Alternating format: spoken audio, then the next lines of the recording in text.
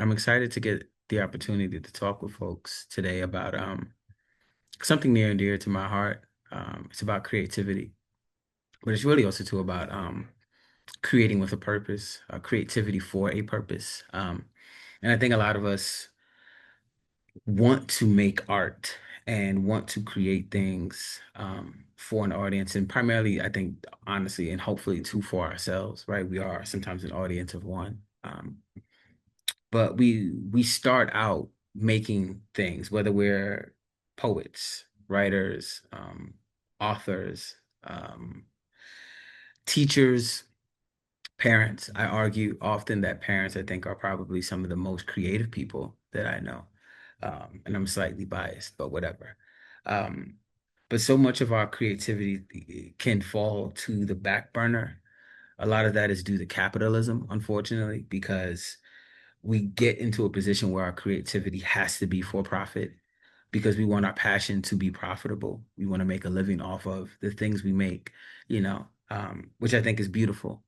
Um, what I've been encouraging a lot of young creatives, especially a lot of young Black creatives, is really centering your practice and whatever that practice might be. That practice might be through the lens of art, like myself as an author, as a poet, as a former rapper. Um, I've figured out ways to have the things that I make, the things that I create, have value that I think exists outside of monetary exchange. Not to say that I don't get paid for my art. I do get paid, I think, well. But it's not the core of what I do or how I choose or why I choose to show up in the practice. And so much of that is because I put my creativity first. Not the bag, not the applause, not the audience or the audience numbers, but really more so just about making sure I am staying honest and true to the work. Um, and so I kind of want to walk y'all through a little bit of my journey, how I've gotten to be where I'm at today. And, this is very much high level of what that looks like and what that means, but hoping folks get something from this. And I mean, in Destiny, we're cool. We can just move on to the next slide and I can kind of give folks some more guidance. Yeah, you see, yeah, look at that. We're good. I'm Joel. I think I've said that already.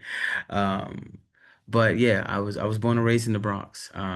For those that don't know, because I don't publicize it, I am currently a creative director at the New York Times as part of T Brand Studio, which is our custom content studio. And so that's important, I think, for this conversation because I think it helps level set. I think sometimes people think I'm making a living solely on my art or solely through and via social media, right? That I'm getting paid to just make art or to perform. And it's like that could be further from the truth.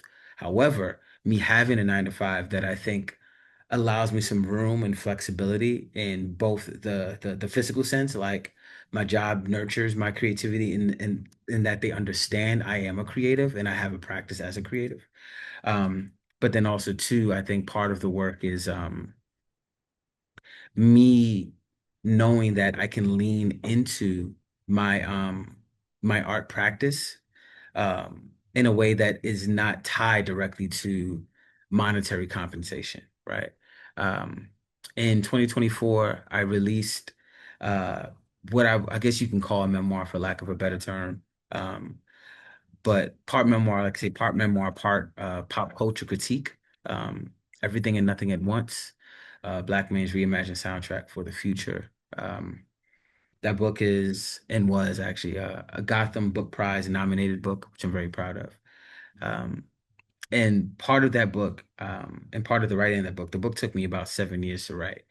And in the midst of writing that book, right, so much of that writing and so much of the work of that book, prior to me even knowing I was writing the book, was really me leaning into my creative purpose. I've worn a lot of hats over the years, many hats. As an MC, as part of a band called The Melting Pot, I was part of The Melting Pot for about 7 or 8 years as an MC and a vocalist. I gave a TED Talk in 2019. Um, specifically devoted to co-parenting, the beautiful art of co-parenting, as a father, a black father who is parenting and co-parenting two beautiful black girls here. Um, I've been a podcast guest on numerous occasions. I've given keynote speeches. I've read my poetry at colleges and universities. I performed in basements, living rooms. Um, I've been able to grace the Lincoln Center stages, and I've also been able to grace the stage of the MoMA, the Museum of Modern Art. But I've been in a lot of places. That's we can go back to the next slide. That's yeah, we can stay there for a little bit. Um, I've as an MC, I've produced a few different mixtapes. Um, I graduated from LaGuardia High School. For those that don't know, it's the Performing Arts High School, the Performing Arts High School in New York City. For further, it's the Fame School, for those who are wondering. There's a weird picture in here that I don't know why I shared with Imani, but I wanted to give folks a grounding of where I started. I've received a scholarship when I graduated from high school for drama, to study drama. And so I went to Temple University for a couple of years and pursued psychology and theater arts while I was there. Um, but all of this is me figuring out maybe not necessarily what my lane is, but what my lanes are. I think, especially when I was a theater kid, I would have teachers who would tell me, you got to pick one thing, right? It's you got to stay in your lane. It's no plan Bs. And, I had to be honest. It was like, for some of y'all, you don't have a plan B because you can't do anything else. Right. I think the black and brown experience is sometimes and oftentimes a multifaceted experience. We come from a legacy of folks who, whether it's our parents, our great grandparents, our aunties, our uncles, who maybe could do hair like nobody's business, but were also, nurses, or the electrician who could also play guitar. There are so many stories in our legacy and our history. And so much of my purpose has been leaning into what I feel called to, and this is just an example of some of those ways that's happened for me. We can move on to the next slide, Destiny. Thank you. Um, I like to say often it's not about the outcome, it's about the process. You hear, I think, the process come up in sports a lot. Process for me is very much connected to a practice in mindfulness and Buddhism. Um, but the process is the in between. Um, you know, for me, giving a TED talk was on my bucket list for years. Um, and in 2019, when I got the opportunity, the TED team flew me out to the West Coast, in Santa Monica, because I was speaking at the TED Women's Conference, which happens once a year, in Santa Monica. And I was surrounded by some beautiful speakers, some phenomenal humans. And I did the thing, right? I accomplished the thing that I'd set out to do. And I think this is very Capricorn tendency. I think this is also very masculine energy tendency, but I think also too it's the human drive, and especially us as black folks and as brown folks. It's like, what's next? What's next? Like, what's the next thing? And as I got older, I had to realize that there's always going to be a next thing. And if we're only focused on the next thing, we miss the opportunity to enjoy the journey, right? To enjoy the journey, to sit in the journey, the pocket of the journey. Um, I've enjoyed the process of making art. I've enjoyed the process of growing as an artist, growing as a performer, and also too being the person who has worn many different hats.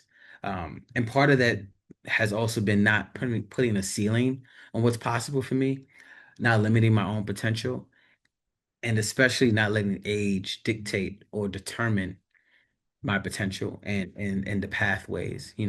Some examples here that you'll see on the slide are some folks who inspire me in my craft, but also I think different variations of what I'm trying to get to. You know, DMX released It's Dark and Hell is Hot when he was 27. Now in rap years, especially in that era and time, that was, I mean, he might as well have been 40. And I might be dating myself. I'm 43, but in that era of hip hop, 27, especially in a game that was considered to be a young man's sport, Unfortunately, folks like Biggie, Tupac, they died.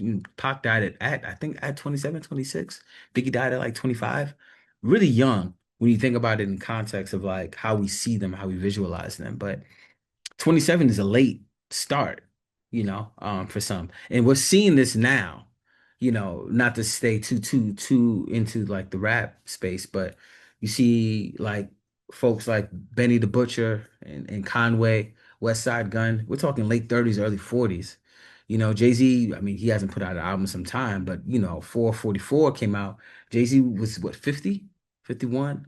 Um, you're seeing rap acts like Smith and Wesson go on tour, stuff that was, I think, primarily thought of to only be held for like rock artists and alternative artists. But we're seeing folks continuing to live in their purpose creatively. Toni Morrison is my favorite author of all time, bar like hands down, bar none. And so much of her journey felt indicative to me of like the potential for us as artists and as creatives, and Toni was an editor at Random House while she was working on The Bluest Eye. Um, and The Bluest Eye was published when she was what, 38, 39, roughly. She had been working on the manuscript. And so I think there's two different things happening even with Toni, right? Toni is working a 9 to 5, and I have to stress this, and like every person that we put up here, like whether it be Issa Rae or an Oprah Winfrey, the folks that we celebrate as entrepreneurs, which we should, they report to somebody. They answer to somebody. There's a board. Someone is always answering to somebody, whether it's to a board or to a consumer, but also to, a person like a Toni Morrison. Toni Morrison, up to her dying days, was an adjunct professor, right? That's a job while still writing prolifically. And I think that's important to recognize for us. You don't have to leave the industry or the 9 to 5 world in order to make the dreams happen. Sometimes those dreams are coexisting with each other. You think about journeys. Andre 3000 was 16, when him and Big Boy got together alongside the Dungeon Family. You fast forward, you know, Andre has seen so many different iterations of his career. He's not even rapping anymore. He's playing the flute, right? Putting out flute albums. He's not rapping on any of them. You know, he's given himself the space to expand, right? To grow. And it's the thing I encourage all of us to do. Most Def, now known as Yasin Bey. For those who don't know, Yasin was acting before he was rapping. Maybe they were happening around the same time, but Yasin was a theater kid and a TV kid. Like this was his early aughts. You see that in some of the ways he showed up on Def Poetry Jam, right, as a host. You also see it in his phenomenal acting skills. I encourage folks to watch Be Kind Rewind. It's one of my favorite movies of all time. Very silly movie. But Brown Sugar is also, I think, where a lot of people first saw Mos Def. But the first time he made like a really big splash as an adult was starring in Carmen alongside Beyonce. Um, but again, different iterations. Like Yasin as a solo artist, Yasin as a part of Black Star with Talib Kweli, still performing, still touring, right? Different iterations of self that get to expand and live outside of the box that we may try to put ourselves in, or others might try to put ourselves in. Like you get to own your path, is what I'm trying to say. You get to dictate and decide where you are going to end up, and so much of that is about work, and effort and intention, like the intention behind the work that we're doing that really allows us to carve out the path, that gets us where we want to go, where we dream of going. Because it's the in between, right? So often I think about moments in my career, in my career, in my trajectory, where I could have went right or left. Um, and I don't have any regrets. Some of those decisions, I don't know. But, there was an opportunity for me to study abroad in Moscow when I left high school. And I didn't go. I stayed in New York, and then I went to Philadelphia for college. And there are parts of me that wonders what would have been, you know. Um, but that's the in-between stuff. It's the decisions we make and the choices we make that get us to X, Y, and Z. But in order to get there, we have to make choices, and we have to be intentional about the choices we make.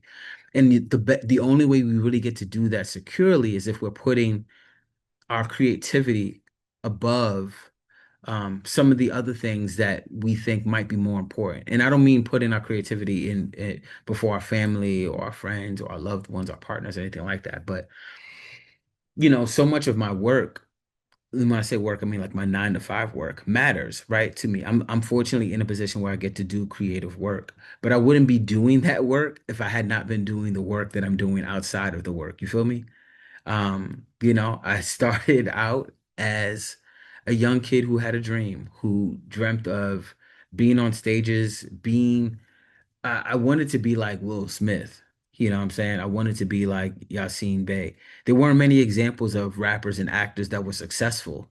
Will and LL Cool J were probably the only ones that came to mind because when I was growing up, there was no world where you could be a multi-hyphenate and be successful. You had to break ground either one or the other. So now, even when you look at throw out some names, like you think of Neo, you think of Ludacris, right? Tyrese, like Ice-T, right? Actor, rappers. Ice-T was probably actually the first, right, to really make that transition. And his starring role of New Jack City. He was also in Colors. In case folks want to do some more digging and research, that was an early 80s movie. Um, but I started out as a kid that just wanted to act and wanted to rap and do poetry. Like I was like, I can do all these things and I want to keep doing those things. And so what I did is I just pursued everything. There were seasons. So when we think about the in between, there were seasons in time where it was more about me doing commercial work and theater work you know, maybe some short films here and there. There were seasons where it was just solely focused on the rap. Like I was putting out project after project. I'm performing in these underground showcases. I'm at SOBs. I'm in the studio constantly while also still working a 9 to 5, right? There was a point in time where I was slamming a bit more and doing more of the open mic poetry scene, and especially here in New York. And those foci got to shift, right? It was very seasonal. I like to tell people I care about, like our creativity gets to be seasonal. But we don't have to do everything all at once and at the same time. But we get to space that work out, and to be at a point now and place now where, I'm working on a novel, but I'm still performing on stages, right? I'm still holding a 9 to 5. I'm here in Bed-Stuy raising a family, and also, right, like workshops and webinars, right? It's so much of that is a part of the tapestry of creativity that I've been fortunate and blessed enough to create for myself. And that also leads us to the space of like, and I mentioned this earlier, really no ceilings. You know what I'm saying? Shout out to Lil Wayne. But there might be parts of your creativity you haven't explored yet. Um, and in order to do that, there's an openness that is required of us to do so. And what I mean by that is if we're closed off to an opportunity or we're just closed off in general, we might miss the opportunity that comes our way. Someone might ask you to do something. You might be like, man, I ain't never done XYZ before. I've never led a workshop. And just walk with me on this. I had a friend tell me, when we don't say thank you when someone offers us praise, right? Someone's like, yo, man, your hair, something simple as like your haircut look fly today. We do the old black person stand like, yo, but your haircut fly too. It's like, man, so much of our work is really about accepting the blessing. And so getting back to what I was saying, somebody comes to you and it's like, oh man, I would really love for you to host this workshop. And you're like, man, I've never hosted a workshop before. I don't know I can do it. You have to trust that the person coming to you sees something in you that you don't. And stepping up to the challenge means also being open to the challenge in the first place and really being able to discern what is for and what is not for us. But if somebody's coming to us with the opportunity for creativity that we haven't explored yet, that's an opportunity to explore that, right? Because you just never know when it's going to come up again. And that level of openness brings to you the kind of collaborations, the kind of blessings that you didn't even know you had to ask for or wanted to ask for, which requires a certain level of imagination. You think about how kids play, and it's so much of that is open. It's open to the possibility. Like no one told me I couldn't do it, so why would I limit myself? And we do that as adults often. And so I think when we think about putting our creativity first, so much of that is just being open to the experience of creativity in the first place, right? Like where are the places and spaces where my skill sets are most and best utilized? And you never know who you're gonna meet along that path, that journey of exploration. You might find the person that's like, oh, yo, you could really do X, Y, and Z. Like I didn't know I wanted to be in a band until I was in one. You feel me? You know, I was performing with CDs and things like that. And I reached out to a person I found online during the MySpace era, and they were doing like this open mic thing with the band that he'd already established. And I also found out there was like a singer in that band who I was a fan of. And so I was like, yo, I just wanted to go and rock because they had like a little open mic session, right? During their show. And they let me come, I spit something or whatever. And then I came back the next month. I had my own like little set without the band. And then John, who was the band leader at the time, John was like, "Yo, we should learn some of your songs with the band." And lo and behold, I just became a band member. Like I just kept on performing with them, and I did that for 8 years. You know, I didn't go to school to be a creative director. You know, I was writing essays. I had a really great handle on social media at the time, so I started as a social media manager. In no world did I even imagine I was going to be a creative director. I didn't even know what a creative director was, to be honest. So much of that has been me being what I say is I've been getting paid to learn. But that wouldn't have happened if I wasn't open to the opportunity, if I wasn't open to the potential of an experience. Um, so yeah, it's important for us to stay open in that because that allows us to show up for our creativity in ways that we didn't know possible. Um, Kaya over the homie, for those who don't know Kaya, the founder of Grown Media. Something really important she had shared, I saw on LinkedIn. You know, Victoria Monet and Tayana Taylor are both currently in culinary school. Dochi just posted on TikTok that she's considering returning to vlogging to document entering her 30s. Rihanna is probably never giving us that album, and I don't blame her. The music girls are signaling something very important, and Kai can attest to this. She's a music girl.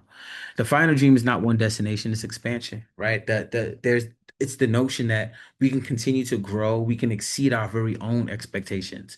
But in order to do that, we got to be open and we got to be curious, right? If you're not open, if you're not curious, if you're not imaginative, you're gonna miss the boat. And my favorite people are the most curious people. My favorite creative people are the most curious people, right? There's an opportunity for us to really lean into the power of now, as Eckhart Tolle would say. But in order to do that, we have to be willing to get curious about where we are, where we want to go, and who we want to be, right?